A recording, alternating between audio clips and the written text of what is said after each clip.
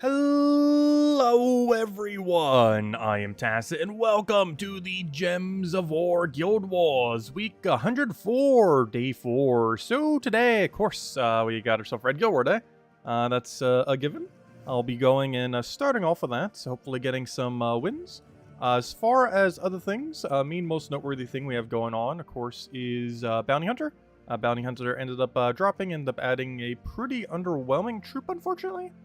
It's a really weird one too that makes no sense because it requires a troop that's not a bounty hunter troop to be on your team, which of course in bounty hunter you're using 4 bounty troops almost all the time, and by almost all the time I mean later in the game literally all the time. So it's a little bit weird that one of its effects is if Emperor Liang, which is a non-bounty hunter troop, is on your team, it gets an extra effect because you're never actually using this in bounty hunter. And outside of bounty hunter there's better barrier options out there, so unfortunately it's pretty bad. But nonetheless, we do have to use it as the bounty captain.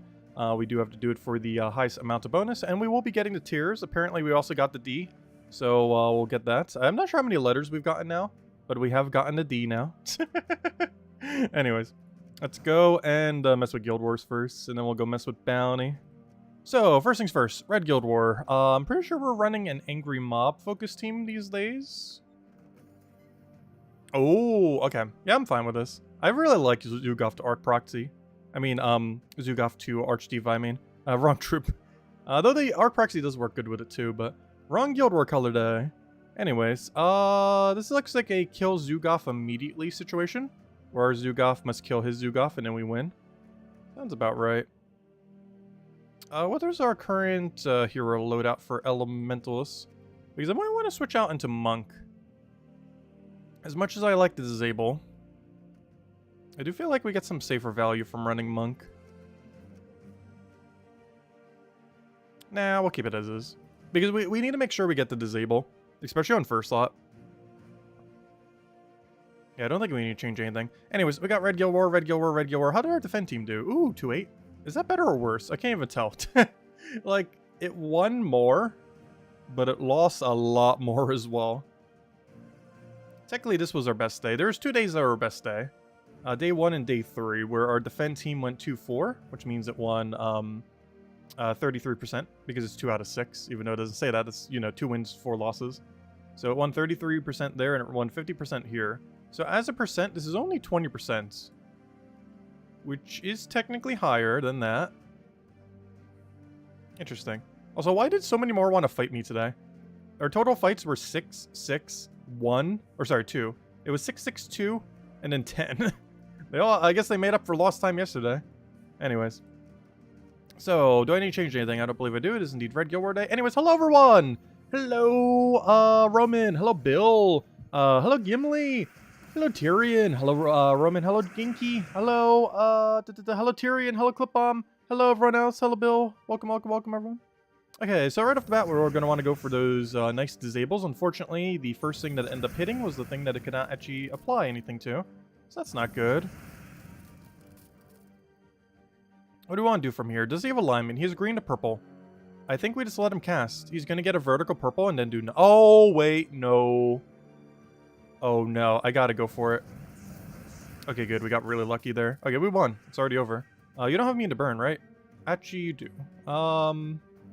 You're one of a few hero classes that would. Well, we do enough damage that we kind of don't care if he has immune to burn, do we? Because he's pretty much already dead anyways. Because we take that. I wish you weren't blocking it. That'd be really nice to have full mana right now. You have no score reduction, so I could just kill it with a skull right now. And I'm very tempted to do that. Just for the 100% chance to kill. And then if he does any purple, he does literally nothing. Because he's not getting any mana from it. So we can now go for another poke here, and we're just good to go. If he get... Oh no, he's going to lower our score so much just from mana accumulation spamming. I'm going to go kill him. So we don't have to deal with him. And it's basically a match. Just need to go get full mana again. Actually, I don't even need it. I can just go for skull here. Actually, you know what? I am going to go for it this way. Because we get more mana accumulation that way for slightly better score. There was a slight chance we wouldn't have gone kill there, but luckily we did. So hello, Lester. Welcome, welcome. Yeah, what do we have next? Same team? Interesting.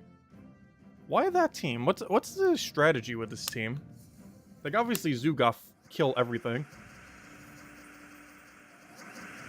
But the flaw with that is, what if our Zugaf kills before his Zugaf kills? Which is going to happen a lot of times. Oh, this is also using a hero that can get disabled. Let's see. The hero's out of the way, that's good. Green to purple does very minimal, but I can make it do absolutely nothing. Which I believe I do want to do. So he'll go convert, do absolutely nothing, as we set up into. We then go straight into our brown, and we pretty much just win from there. We'll let him take the skull. Also doing that for the brown mana. We now Zugaf to Zugaf, and that is match. Zugaf to Zugaf, let him do a few pokes or something. Go in and power our first slot, and then we just wipe his whole team. I'm just gonna kill you, because you're already dead, and then you're dead, and then we won. And it's easy as that. Let's see, are they all gonna run the same team? Because that tends to happen some Guild War days, where like the entire guild is perfectly coordinated and they run the same team, which almost makes it even easier, and no, they are not. Leonis Tower is a little bit interesting, because I can't insta-kill it. Is he running? No, I can just hit hero. Okay, so this is a similar situation. However, he has a lot of red spam, which we have to look out for. You went 5-0 on Green Day today? Nice. Oh, but it was under 9,000. Yeah, that can happen sometimes. It's still more points than losing once, though. Alright, so we have disabled pretty much everything. And by pretty much everything, I mean literally everything that can be disabled, because first slot can't. So we just hit hero, right? He doesn't have stealthy. Elementals doesn't have such a thing. Let's take a little bit of mana. Apparently a lot of mana. It does not want me to stop taking extra turns. We now target hero, and we won. It's already over. We take that. Somehow you're still not dead. We clear the board. We Zugaf. And you're basically dead. And by basically, I mean we just take that skull and you're dead. Could maybe went for a little bit more mana accumulation, but I think we're already on a mana enough lead that it doesn't really matter. Alright, this next one is more of what I would expect for a Red Defend day. Ferocity is very common on Red Defend, particularly with Double Empower and Book. And, you know, that team. So, yeah, he's running pretty similar. And by pretty similar, I mean, wait, is that the same team? No, that's to be expected. It's, yeah, it actually is the exact same team, isn't it? Oh, no. Is he using Thief, though? I use Thief so you wouldn't be able to target it down and also have the mass resummon. What did he opt for? Also, why on earth am I clicking all the way out? What did he opt for hero class? Also Thief. Oh, that's funny. We're basically using the same team on Defend. That is really funny. Okay, well, we're up against our Defend team now. Let's see how we do. So, hello, Chris. Hello, Draco. Hello, Tyrion. Hello, Supernova. Welcome, welcome, welcome. Hello, Logic Slayer. All you guys been doing well. Finally, the weekend. Yeah, we'll take that over there. Get ourselves an angry mob. Actually, I want to take that first. Get ourselves an angry mob. The big concern here is he's going to get alignment, but I just kind of hope he doesn't. And he didn't, and we won. Easy as that. So we do know... Actually, it's not over yet. He's using Thief. This battle has kind of just started. How do we do this? I have to take an extra turn. Multiple extra turns. Or apparently only one because the other one exploded itself. The biggest threat, oddly enough, is his current Empower. Oh, wait, no. His hero's stunned. We won. Because the biggest threat is hero, but we weren't able to hit hero, but he got stunned. So it's over. What's your convert again? Blue to red. We do not care about that at all. It's over. We do that. Boom. Buff it up. Hit an attack. Actually, let me take that real quick. Now we hit an attack, and it's over. It's super over. Okay, I think we have one more fight. Though, so far, we're on really good pacing. For overall destruction. And we're on final fight. Oh yeah, what do we have here? Same team as the other one? Oh no, but it has a triple Empower. You thought double Empower was annoying. Get ready for the triple, and you're running stealthy, right? Wait. Oh yeah, I was gonna say, you better be. That'd be really weird if you weren't. But yeah, the whole team's based around Assassin. Very interesting. What's our highest priority for killing, then? This is a really awkward fight. However, all he can do is red. If he doesn't have access to red mana, he can't really do anything. And I believe he has no good turn 1 option. Because neither of you do green to red. Oh, but brown to red. Ooh. You know what? Wait, this board is horrific. Wait. Blue to red gives him 5 times there. He gets the other 4 times. Oh gosh, this is a really bad starting board. I can't even skull distract. Actually, I can, but I can't skull distract him and undo the current condition of the board.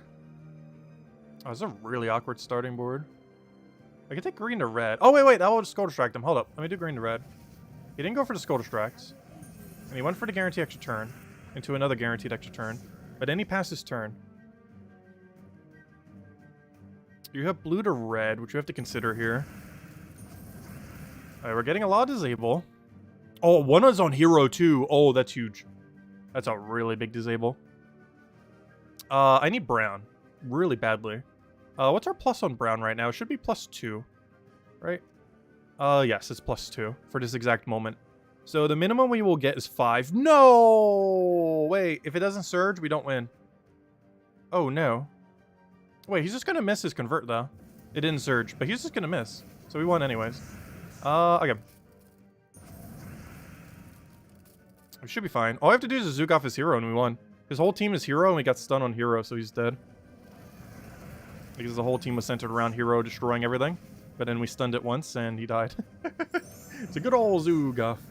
Anyways, it's over. We do that. Boom, boom. And another poke will do it. Actually, I'll take it this way for a little bit more mana.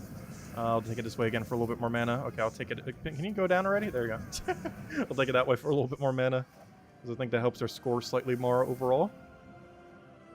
And there we go. What's our score? A 9... Oh, almost a 9,600. So close. 6 points short. That's pretty much 9,600. But yeah, that was really solid. That was very, very solid. Alright, there we go. Yeah, that was a pretty lucky stun on that. That would have been a lot longer of a fight if stun did not hit hero. Because we'd have to kill everything before we were able to kill the other thing. Like, the option would have been, at that point, like, if we didn't hit stun on hero, we would have had to have hit one of the first 2 slots, likely whichever one still had their empower, and then kill that out, have the skull spam, then hit that, and then we'd have to kill it out with skull spam on hero. But we got lucky with the stun there, and then just hit it directly. And it worked out pretty well. Hard to tell exactly where they are because they haven't done so many battles. Though they're on the bottom of this bracket, so... Though they're actually not. They're probably, like, right here, realistically. Just they haven't done a lot of their battles yet. There we go. Unfortunately, we did have that 3-2 the other day, but otherwise, we're doing some pretty good scores. Anyways, let me go handle the code. Redeem code time. Oh, I don't have a redeem code section open. Let me go get that for you guys. Also, hello, Andrew! Hello, Dwight. Welcome, welcome. Let's see. You're just watching the Guild War battles? Yeah, honestly, I still really like Guild Wars. It's just the payout for it is bad, and the meta has been a little stale, but when it's fun, it's really fun. Like, the type of things that happen during Guild Wars, I don't feel like happens in the same way in other modes, which is one of the main things I really like about Guild Wars. It's not always fun, though. But today it was. But there you guys go. There's redeem code used on gemsofwar.com and for the game code section. Your invite code can be found in your settings menu. Whatever your invite code says right over there is we put in for your invite code. Redeem code's right over there in chat. Just copy paste the random numbers and letters starting with key 5 and give same word as always. 2 treasure maps, 1 gem key, 200 souls, and 2,000 charge of gold. And I didn't actually claim it, so it's not here right now. And definitely feel free to leave a like on the stream. Helps a lot and is greatly appreciated. Anyways, let's go clear all the other dailies. Never mind, there's nothing there. Let's go clear our dungeons. And then we'll go do the Bounty Hunter. I was going to say the entirety of Bounty Hunter. I'm not sure. We're definitely going to be doing a good chunk of Bounty Hunter. Oh, gosh, we already hit Trap. That didn't take long. Oh! We finally got stairs. I almost said stay. Because I'm so used to seeing other stairs. Finally, you know how dry we've been on stairs that go downwards? I have gotten at least, like, 10 upward stairs in a row. And by in a row, I don't mean, like, consecutively in a row. But, you know, like, in a row as in number of upstairs relative to downstairs. We got at least like a dozen in a row. There we go. I finally got one correct. What is that symbol? Oh, just Jinx. Jinx is, Jinx Web. Web's a little bit annoying for most teams. Unless we're like using skull spam. So for that reason, we'll use a cleanse version. Which, do I have this set up right here? Yeah, I don't have it named, but I did switch this one out for it. Also, hello, Emernator. Welcome. Welcome, welcome.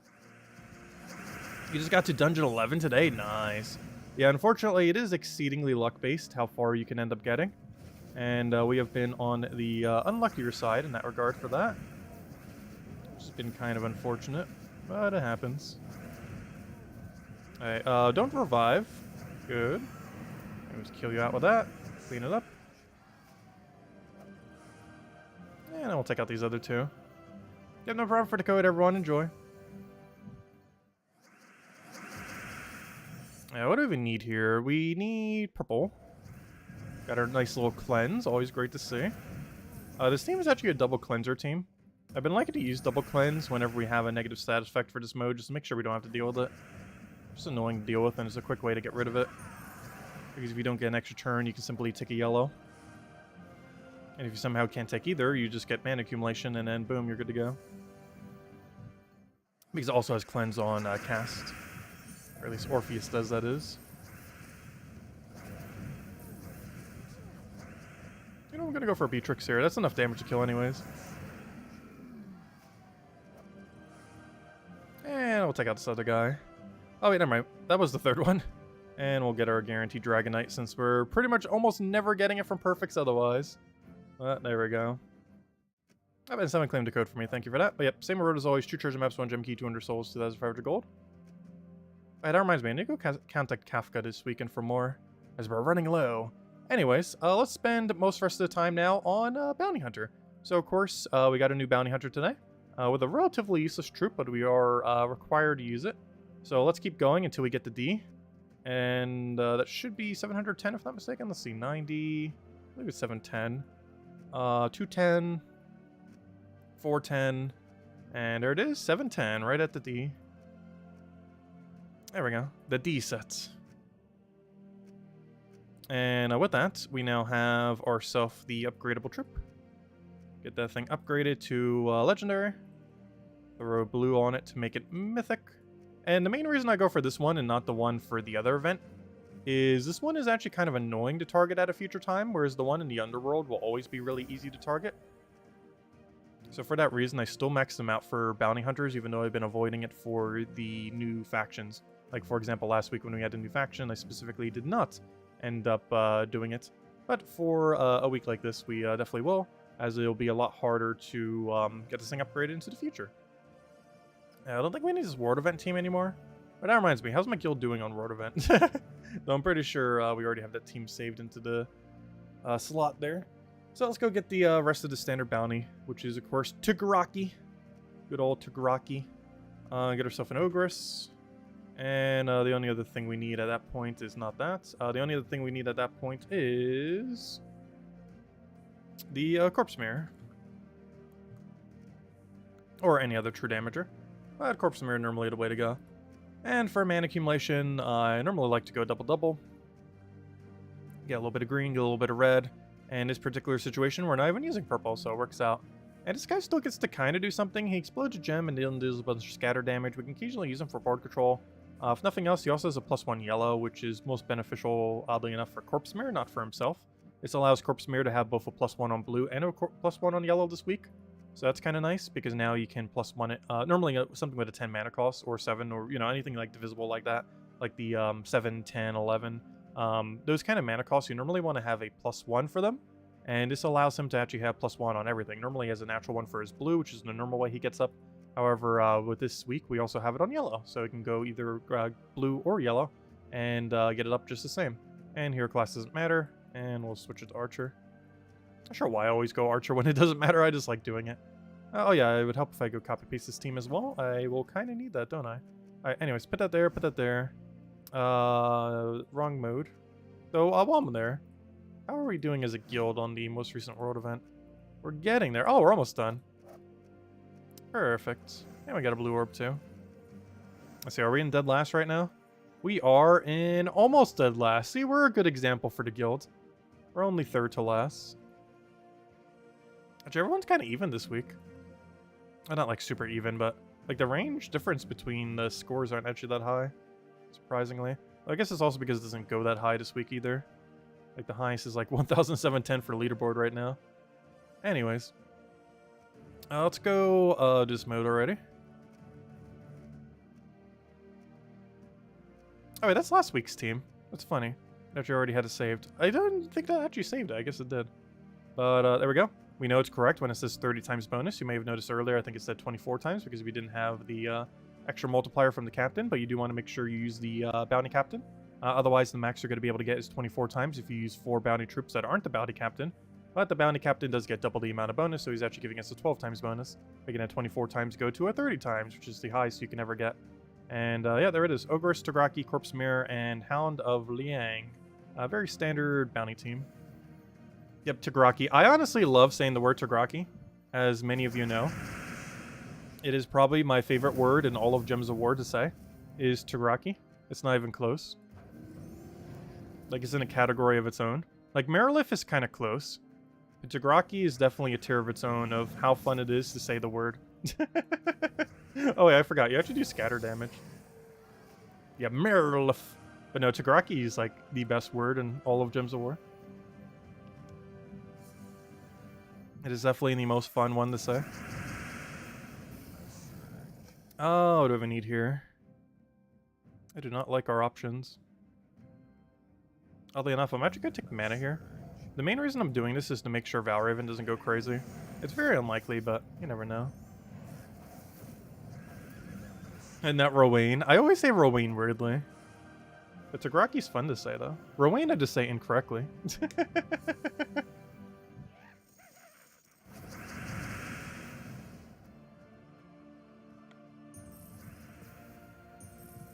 Well, the reason why we look like we're sometimes almost dead last in the weekly guild event is we normally do it for like the first few days.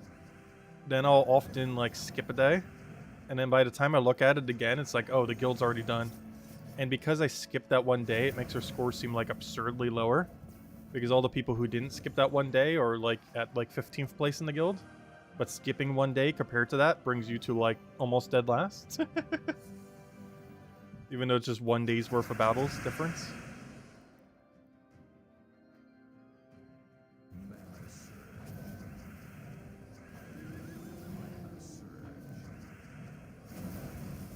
Obviously, I do them a lot more if we're like a mile away. But if we're already that close, it's like, yeah, it'll get done on its own. And if not, we'll do it this weekend. Let's see, I'll take this one. Chalcedony. Oh yeah, I have not been using Chalcedony much. Chalcedony is still kind of insane. Like, that hasn't changed. I just haven't been using her as much the last, like, month or so. But she's still, one of the more interesting mana accumulators in the game. Because she kind of has, like, a truffle situation. Not as good as truffle as far as infinite loops are concerned. But, like, ridiculously consistent in a pure construct team. It's among one of the more consistent infinite loops, which is quite a valuable thing to have.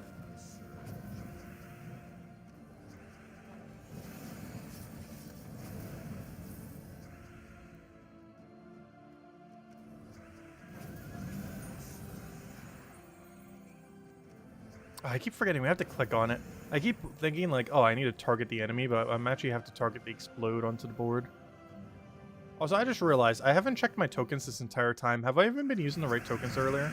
I assume so. I was probably using 20% into 8 magic. I wouldn't expect us to be using anything else at the moment. Though that's kind of funny if so, because I've been doing that this entire stream and have not actually adjusted them a single time.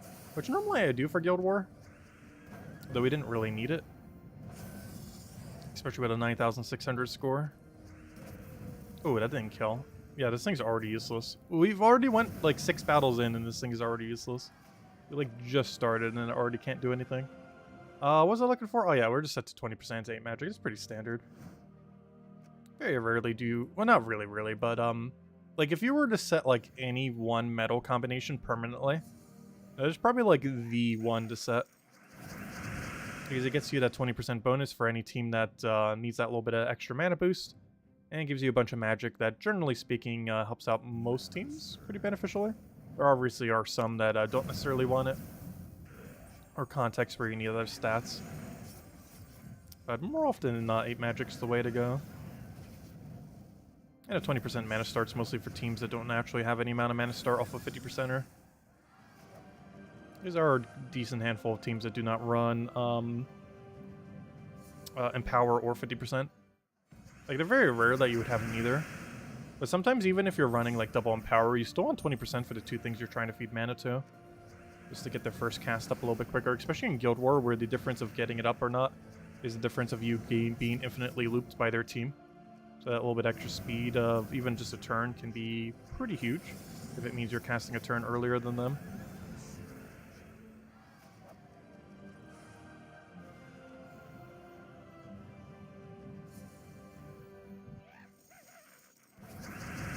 So gosh, I've gone through like 5 water bottles today. I'm not sure why, but I get into like such a water kick sometimes, where I'll like barely drink any water for a couple days, and I'll drink like a few other things, and then I'll have like a day where all I drink is water and nothing but water, and a lot of water.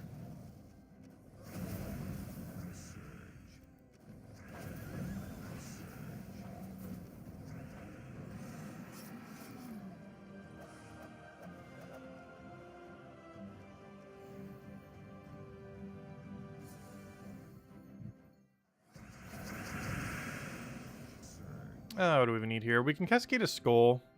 Cascading a skull doesn't really do anything, though. But it's fun. Oh, wait, actually did. Though we didn't know that. I think that was off screen.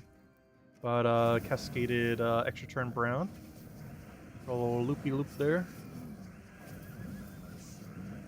It's not enough to kill. Actually, that's not true. Actually, that is true. 1 damage off! No! That's unfortunate. It happens, though.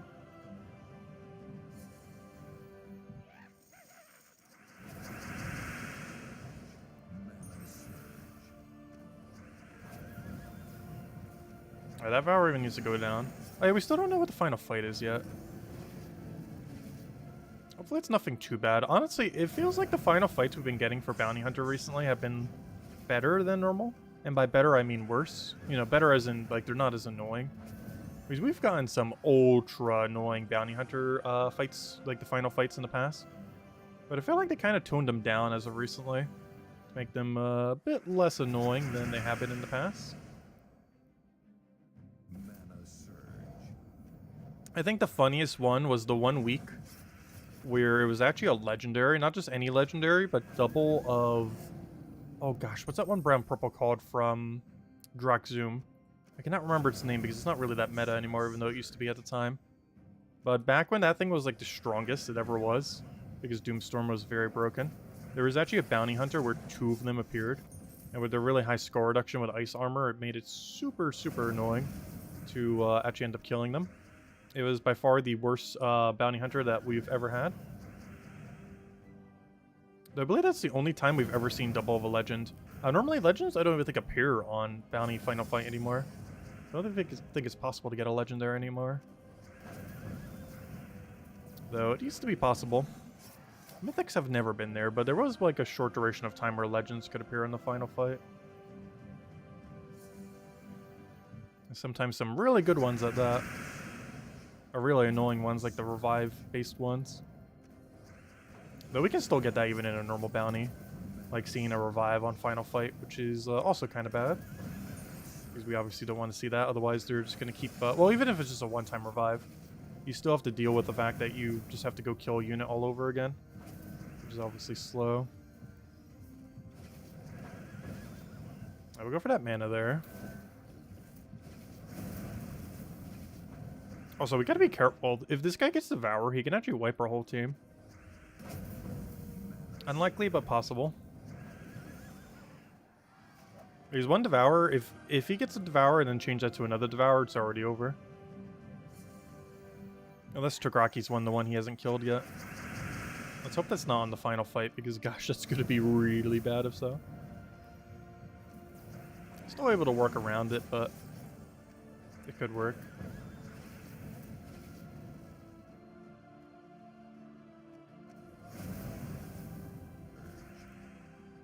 Oh no, it's not King Bloodhammer, it's the other one. King Bloodhammer is the red-brown that does the blue Doomskull converty thing with the storm. Let's talk about the brown-purple one.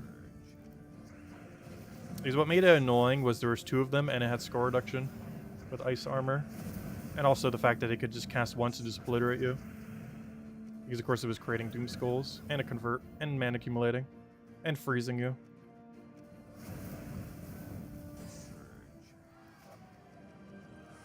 But I was referring to, gosh, what's his name? Referring to this one. Where'd it go? Glaceon. Oh yeah, the one named off of, the Pokemon. But, yeah, Glaceon. We had double Glaceon on Bounty before, which is 65% reduction, freeze on cast, double convert, and Doomskull convert as one of those double converts. It was very annoying. And I think it was feeding blue into something somewhat annoying as well. Anyways.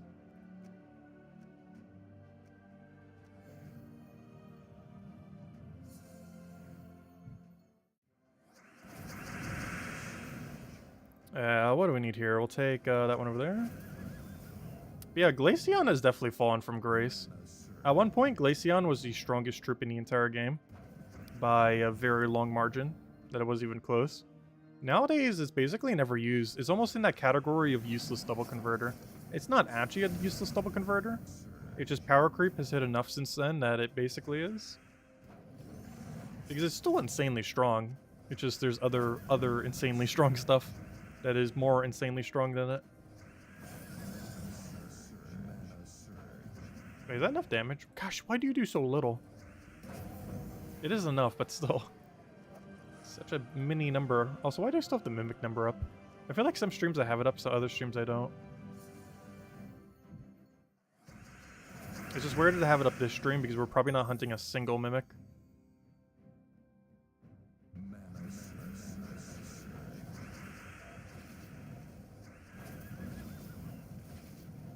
Yeah, it's a really high mana cost. Actually, isn't he the highest costing mana cost double converter? We're pretty high up there. It's at 20. Which is ridiculously high.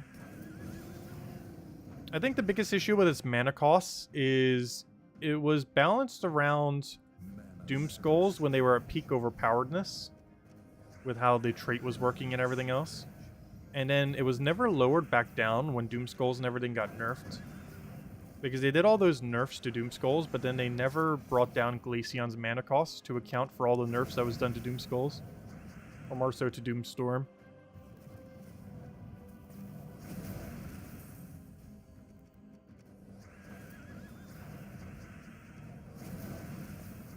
I posted the final battle team. I'll look at it after we get there. I always like finding out once I get there. I'll be there in 3 fights.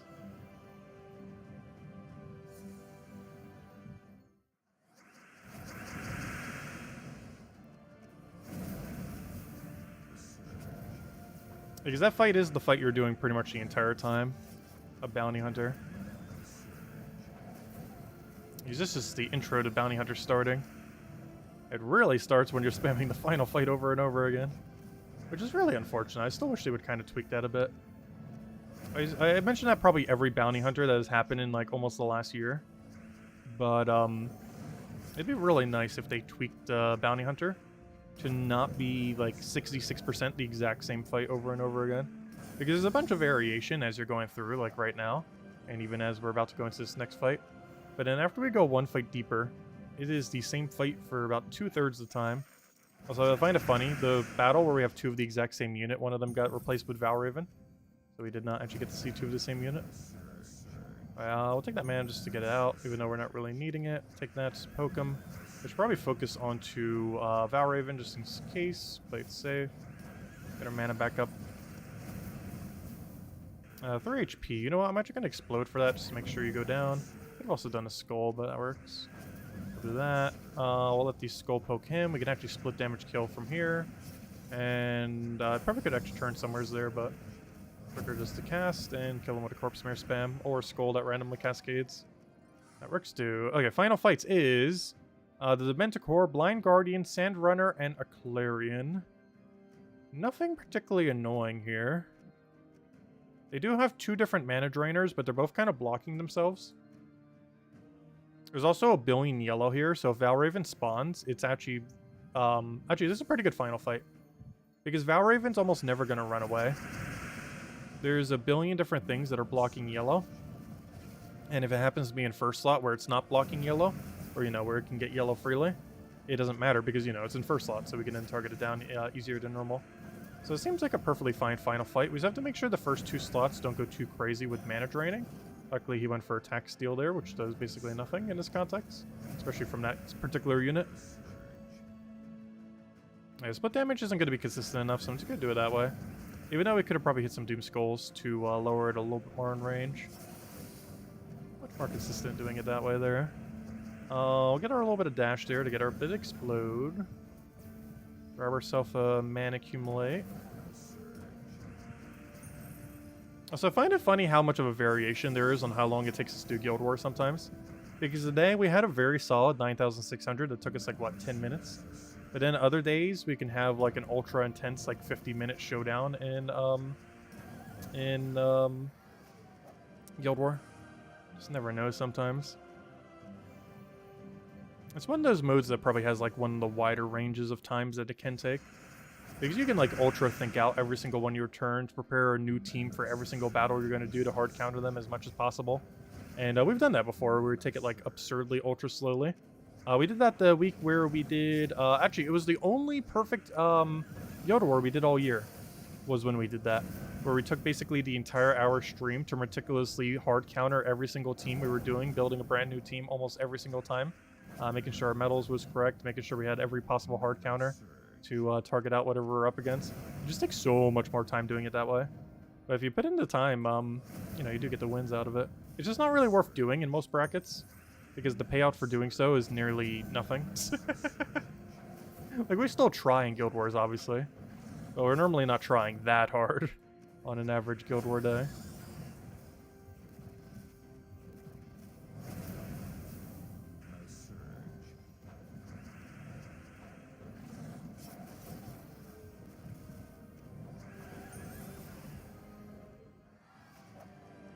Oh yeah, we got all the yellow kills that we needed. Hey, 69. But actually, we could go buy the pet. Does the guild have a pet active right now? Ooh, let's go get a pet active for our guild. Hold up. Guild, don't all activate a pet. I know they can't quite all hear me, but let me go activate the thing. So we actually didn't do this the other day. I said I was actually going to do it tonight, and tonight is now. Or last night, tonight, tomorrow, you know. That the time that was mentioned last night is now. So let me go and max his pet for 1,350 gems, I believe it was. Whatever this comes out to. I believe it's 1,350. So this gives us all the red pet food to max out the pet, a max pet, a pet gnome bait, and a cursed gnome bait. With that, let's go activate them. So the very first battle that we do here in PvP should be a pet gnome at 100% rate, which will trigger our pet gnome bait. Let's just go bring out a quick Phoenicia kill or something. Also, that'd be a fail if we actually lost the fight. Definitely possible. I don't think it reimburses you either. If you just lose it, you just lose it. And there's our guaranteed pet gnome. 100% chance of it appearing here due to the pet gnome baits. And it was kill it out. Boom. And let's see, what pet did we get here? Anything good? Probably not. We got ourselves... do I need that? I don't remember. About to find out. I don't think I do. Let's see. Oh, I do! Nice! Also, that's one thing I do wish they would end up adjusting. Making it so whoever activates the pet gets one that you need. Like, imagine if every time you pet gnome baits, it was one you needed. Or even just any time you activated a pet in general. If you were specifically the one who activates it, if it was always one that you needed at the given time. That'd be so useful. Because it is so hard to target down the pets in the current state of the game. It's something they definitely need to address. As pets have expanded way beyond the initial system added a couple years ago. It's definitely something worth looking into on their part. Oh, nice. We actually got one for once that we need. So the pet gnome bait was worth it. But normally it's not. Like, I definitely wouldn't pay money for pet gnome bait. But when you get it with a max pet with the 1,350 gems, it's kind of worth it. Because you're getting a pet basically half off, while still getting a pet gnome bait, a cursed gnome bait, and all the food you need to upgrade it. Which isn't too bad of an exchange. Because normally a max pet is about 2,500, give or take a couple hundred gems. But doing it that way is 1,350, plus you get a pet gnome bait and a cursed gnome bait. Cursed gnome bait, not like too important, but you know, it's like 10 to 15 curse shards. It's not much, but it adds up.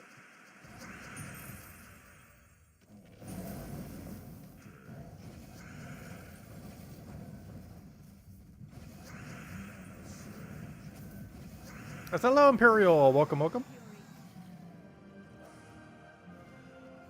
If anyone has any other questions, anything else you want me over, let me know. Otherwise, after we clear out these two baits, we'll go and do a bit more bounty hunter. I don't think we're going to do all bounty hunter tonight, but get a good chunk of it done. I think I at least reach the halfway point of 125,000 or so. Then we'll like finish it out tomorrow, probably.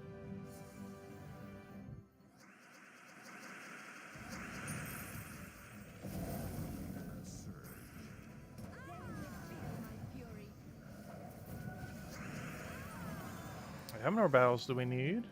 One more.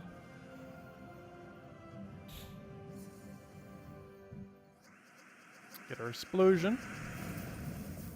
And unfortunately, it's not gonna... Oh wait, is that enough damage? No, it's gonna be a little short. You know what? Since it's a little bit short, why don't I just go for mana then? Because we already know it's not gonna be enough. Mana accumulators, can you do something? That'd be great.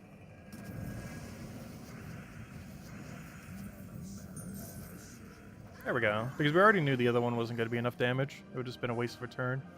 Let's see, how many copies did we get ultimately from our pet note bait? We got one fail. But hey, that's more than one we had before. For the very useless primal ability.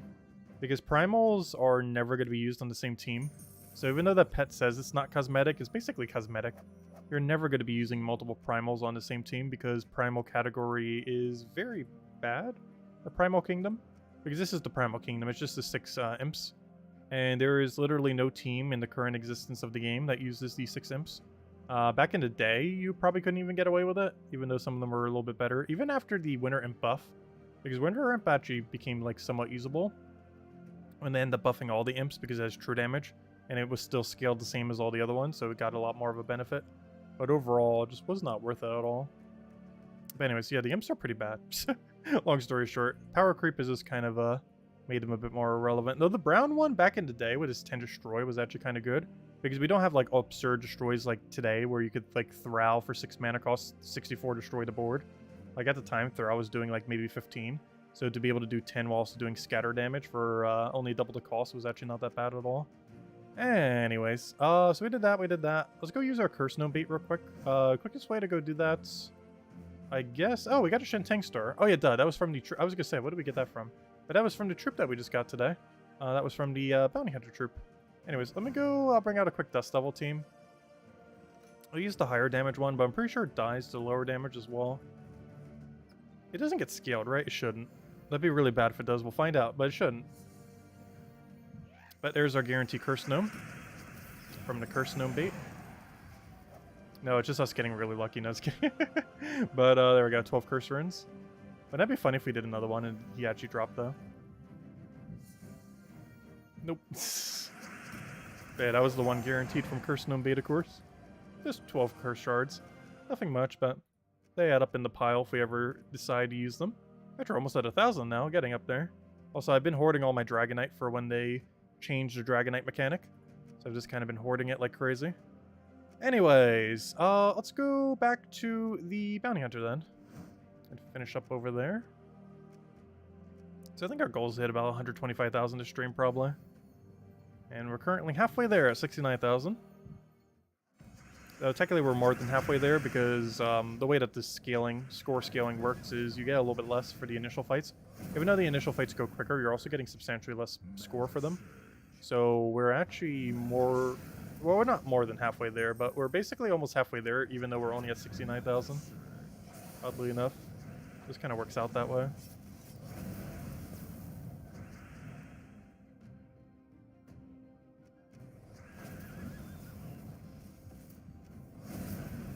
What is the square root of 69? I don't think it has one, right? I'm not sure why, but it being phrased that way makes that question so much more confusing. Even though I know what that means.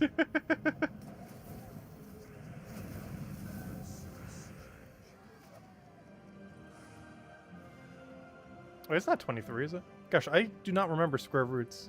I don't think it has one. At least 23 is not correct. Let's see. I'm just like trying to divide it into its smallest number. Let's see. I'll take that one over. One thing I have noticed from being out of school and college for so long is how much math I have forgotten that is actually useful. Because a lot of math seems very arbitrary initially until you find a use case for it and then forget how to do it. Like, there's so much math you never, ever, ever use. But then you finally come across, like, that one really weird formula from like ages back where it's like, huh, I kind of need that for something now, but I completely forget how to do it because I haven't needed it for like a decade.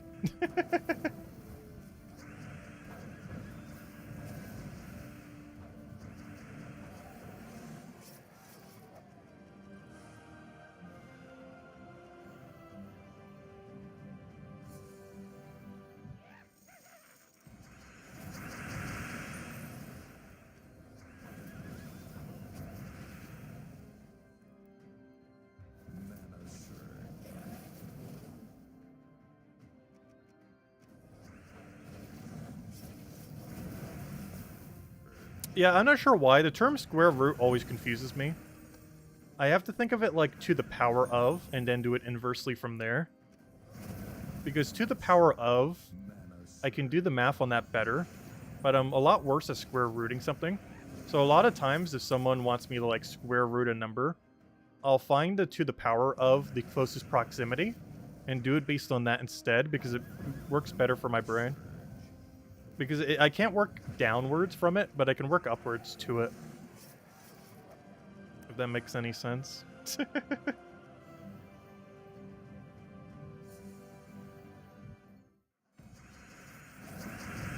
What do I even need here? Take the brown over there.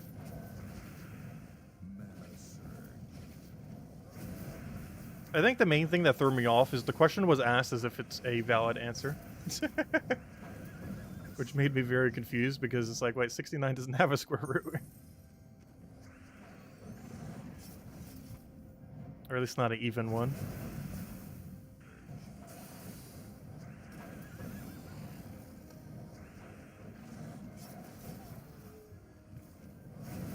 And by even, I mean whole number.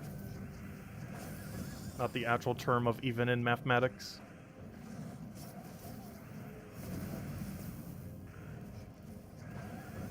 Also, I feel like I use the word even to mean everything other than an even number. Because very rarely do you, when you say the word even, do you ever mean like an even number. It's almost always for every other definition of even.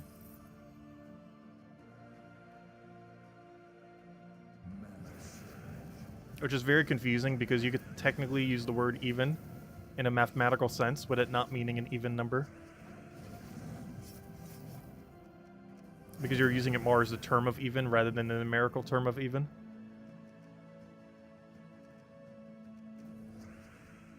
Which makes it very confusing.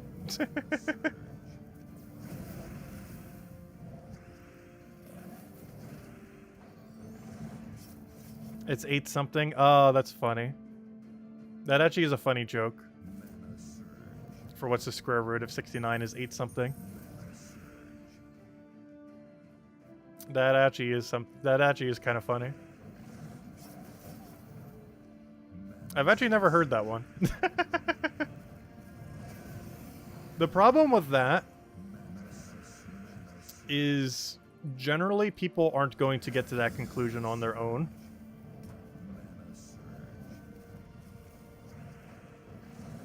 That is really funny, though. But almost no one who you said that joke up to will ever get it first try.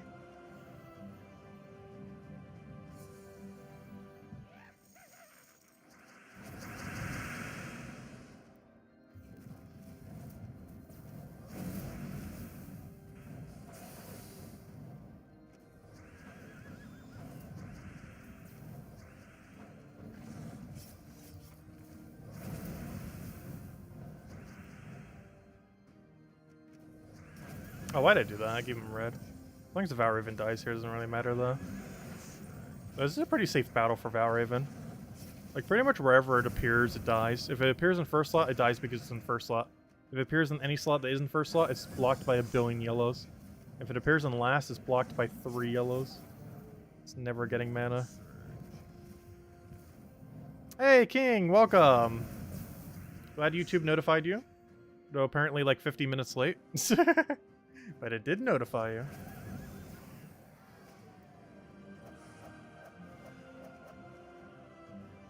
Yeah, YouTube's really weird with that kind of stuff a lot of times.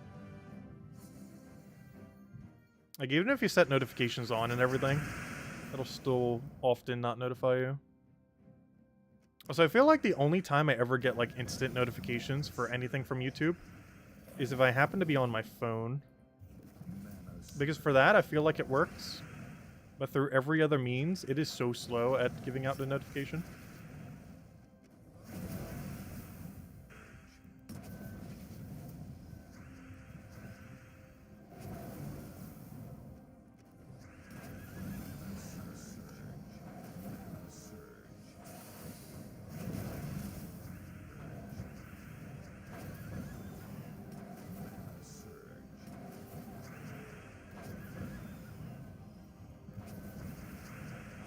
Gosh, Ogris is like invincible.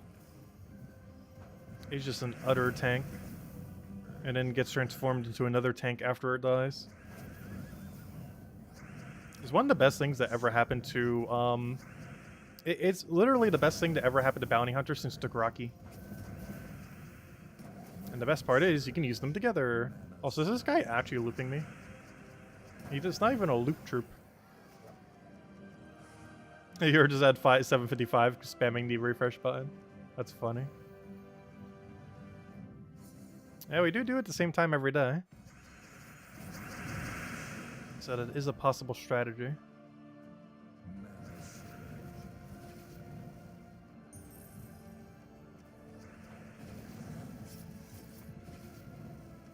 As allowed to find. Welcome, welcome. You had 3 absolute perfect dungeon runs? Nice. 2 in a row? Even nicer. We're still only at 1. And it was off stream, too.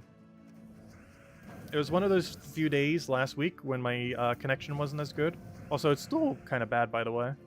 However, we found workarounds for it. However, it does seem like it's been improving slightly. So hopefully it's just the service provider finally getting their stuff together since the hurricane. So I might be able to start streaming at 1080p again soon. But for now, we're going to keep it at 720 just to not risk it. I might do a test stream sometime next week at 1080 again just to see what will happen. Because it's really annoying constantly changing it back and forth. Because now that I use the same program to stream and record from, I have to always remember to change the output to 1080p whenever I'm doing a video. Otherwise, the video will also be in 720p. And it's pretty standard for most videos to be 1080 these days. For streams, it's a lot more fine if it's like lower. But generally for a video, you want to like bare minimum 1080p these days. It'd be like if you tried uploading like a 360p video. It's almost like what the equivalent of 720 is these days. Not quite the same, but it's getting there. Especially with how much more standard 4K is becoming. Which is why I actually did get a little bit of setup to be able to record in 4K going into the future.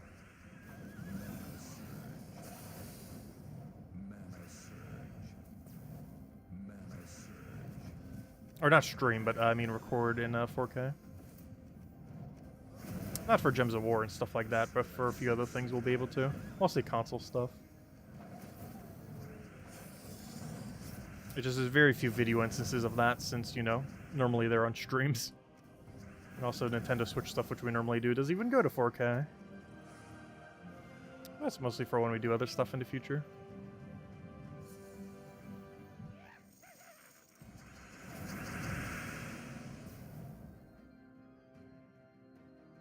Yeah, it was definitely due to the hurricane.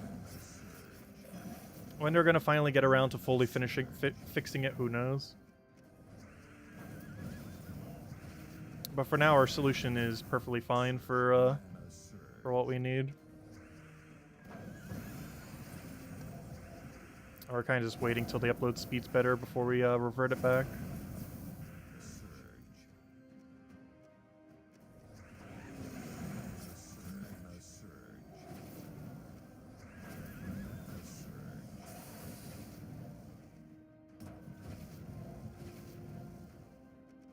Well, I haven't tested for a couple days now. So there's a chance it is already back to normal. Because last time I checked it was, I'm going to say Monday? It's been 4 days.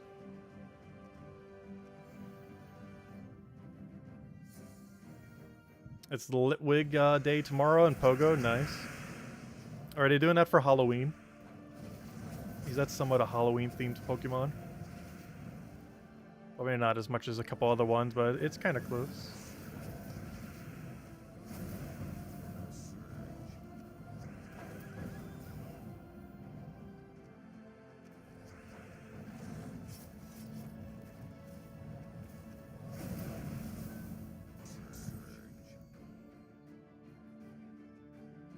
Yeah, I actually couldn't stream from my other location when I was in college. Like, it was something I was considering doing too when I was starting up YouTube. But my connection at my other place was too bad to even do it at 720. It was good enough to upload, but almost every connection can upload. It just takes a lot longer depending on how slow it is. Hello, J-Shar. Welcome, welcome. But streaming requires a more consistent connection. Which is very problematic for some areas. Including my own a lot of times. Like, my area is definitely not the worst area for internet. But it is far from what I would consider a good area for internet.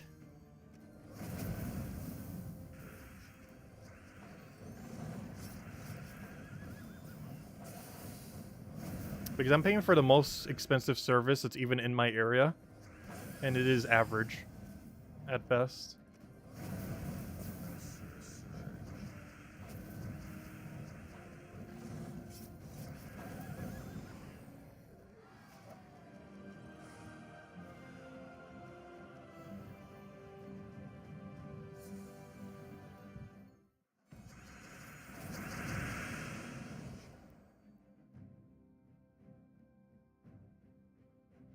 I know when I post several hour-long videos, it could definitely take a couple hours for it to get up.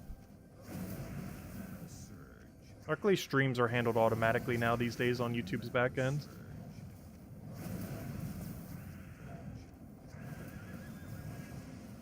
But I know when I moved some things over from Twitch that were like 6 to 12 hours long, like, it would take like a third of the day for them to upload. For like the 1 month we were on Twitch.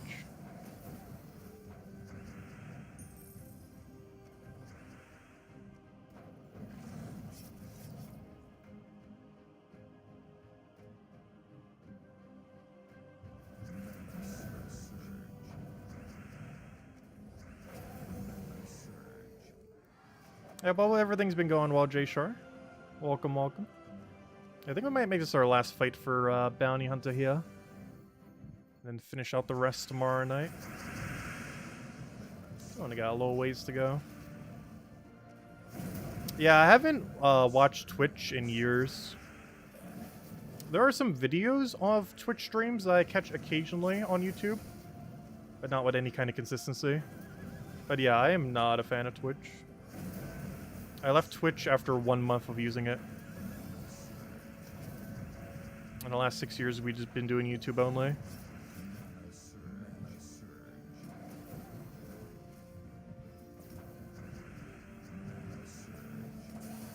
And I haven't even watched Twitch pretty much for the last 3 years or so.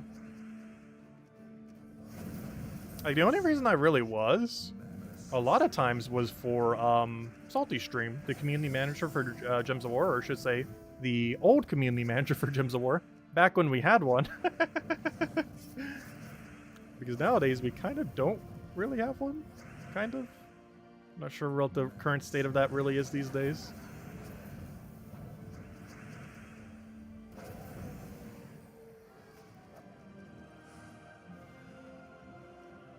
There we go.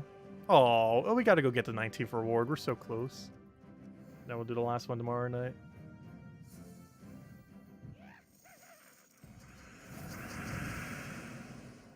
Oh, Defiant, what was your comment? My bad. I didn't see what you said there. Let's see. For the BD in a couple weeks, will you play Minecraft with you for a couple hours? BD. What does BD stand for in that context? Oh, for your birthday in a couple weeks. Oh yeah, we could do Minecraft. I currently only have the Switch version. I'm not sure if I can connect with you through the Switch version. I only played Minecraft once ever. And it was during that one variety stream where we literally got to the Switch version and just messed around some.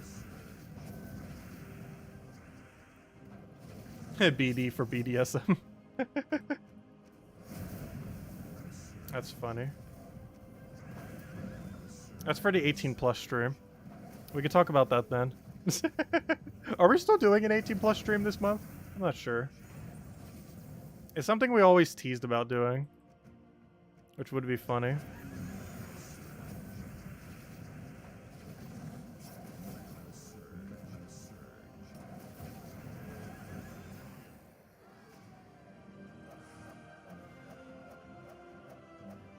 Yeah, we got a Vault event next weekend.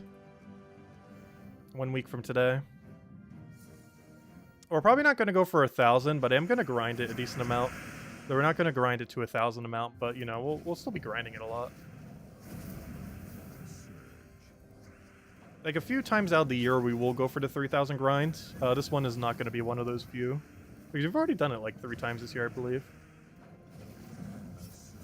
Because I know I used the same thumbnail at least twice this year.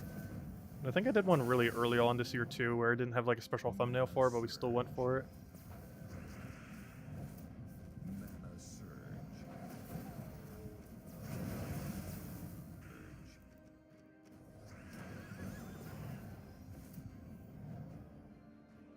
Yeah, I'm very bad at Minecraft.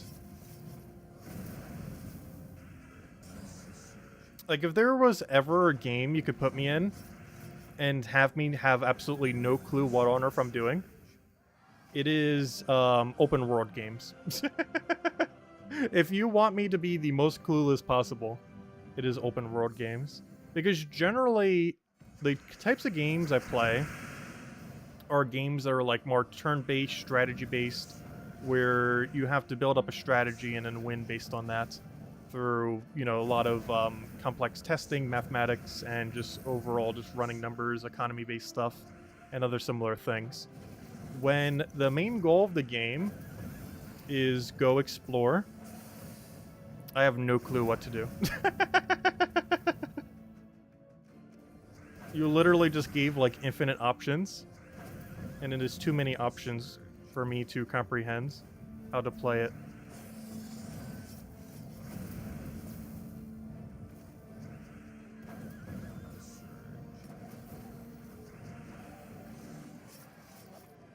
Because you can't, like, max efficiency open world games a lot of times. Especially the more sandboxy ones like Minecraft.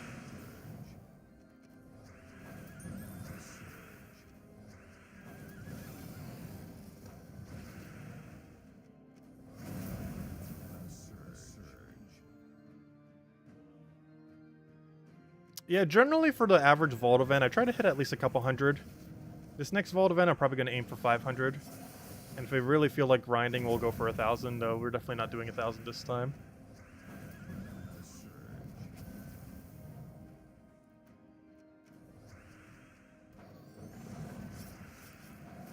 $1,000 Vault keys every time.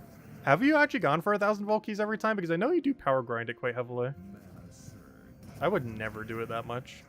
Like, I don't mind doing it occasionally for 1,000, but I would never do it literally every time it happens. There's no way I could ever do that.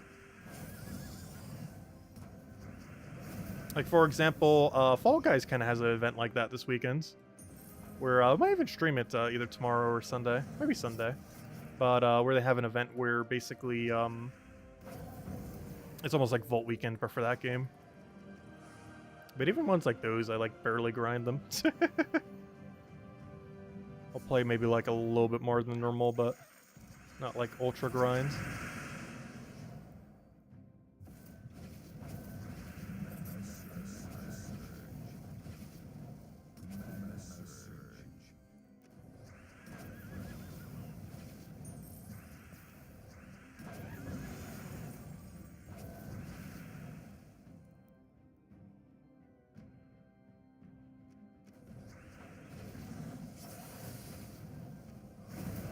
Yeah, I've never really been able to get into many sandboxy games.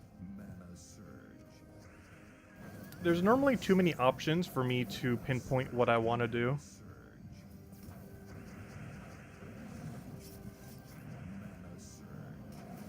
Because I like to be really goal-oriented. And open world games can't normally do that as well.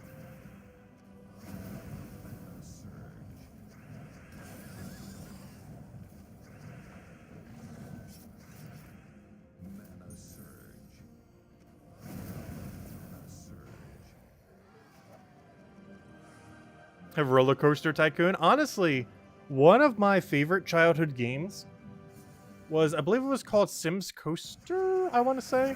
No, was it Sims Coaster? I can't remember what it was called. It was one of those coaster tycoon games made in Actually, I have it right... Oh, wait, where did I put it? Oh, it's over in my other drawer. I forgot because I moved the cabinet with the wardrobe thing. But, yeah, it's like the 1998 or 1999, like one of those tycoon coaster games. Was it Sims Coaster? It might have actually been called Sims Coaster then. But, yeah, that was honestly, like, my childhood game for the PC. It was among one of the first few PC games I played. It was like that and Worms Armageddon at the time.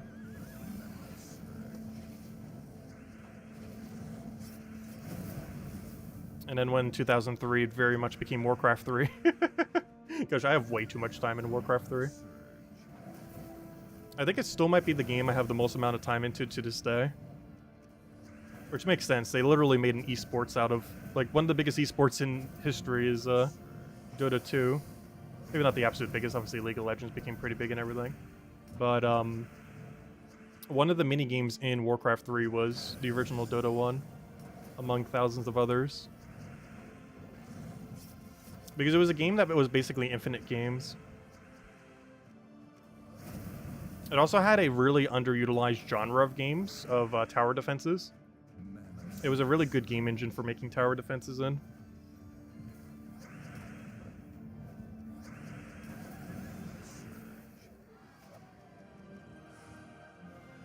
Right, there we go. Apparently I did a little bit more than we needed. There we go. We'll finish out the last one tomorrow night, as well as everything else, and of course Guild War Day. Come on, something good, something good. We got a blue there.